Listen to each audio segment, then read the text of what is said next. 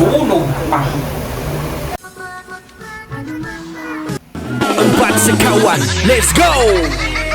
Aku buka cerita kisah empat sekawan dan raya orang Iban padu macam pahlawan. Semua dari Sarawak. Kisah ini bermula, kisah ni kehidupan susah senang bersama. Franklin James dari Sibu Tato, dia ni bahaya punya kereta macam hak. Hijau-hijau padu gila. Gilbert Tiong dari Kuching baik macam Boss Jack. Kereta hitam like Panther, diam-diam memang fight. Melvin Lee dari Sibu punya hati setia kawan. Tidak lupa juga dia punya keluarga yang menawan. Marshall Jordan juga handsome Dato sampai atas muka. Jangan kamu macam-macam aura dia super sayang. Kawan dulu susah sekarang punya banyak harta sebab mereka punya hasad lain macam dari biasa. Bila jatuh tetap bangun macam Yasia penjaga. Up satu nama di SK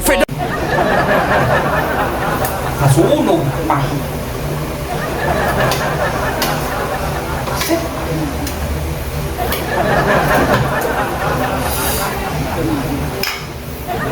May YouTube yan.